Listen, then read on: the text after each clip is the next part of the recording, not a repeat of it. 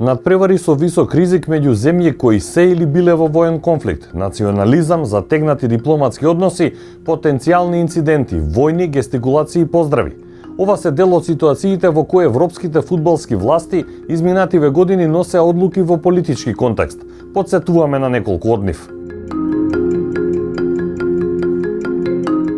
Примерот со суспензијата на турскиот фудбалски репрезентативец Демирал на Европското првенство е последен во низата. Гестикулацијата на сивиот волк го чинеше настап во четвртфиналето против Холандија. Но дали одлуката на УЕФА е оправдана? Ова го прашуваме од причина што, на пример, лавовската шепа на холандјанецот Веххорст не беше доволна за суспензија. Одиме понатаму. Се сеќавате ли што направи УЕФА при жрепката за групите за светското првенство во Катар? Од безбедносни причини одлучи дека мора да се избегнат надпревари на Косово со Србија, Русија и Босна и Херцеговина. Исто така беше одлучено во иста група да не бидат Русија и Украина, Шпанија и Гибралтар и Ерменија и Азербејџан.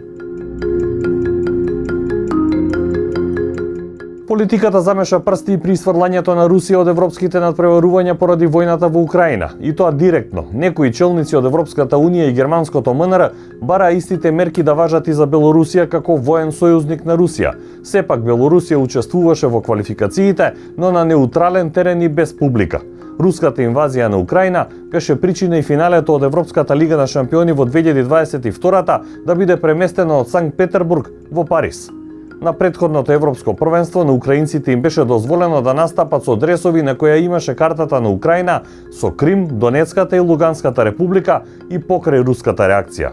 Велат дека политиката и спортот не одат заедно. Примерите кои ги наведовме говорат дека во одредени ситуации политиката значајно ги диригира и спортските одлуки.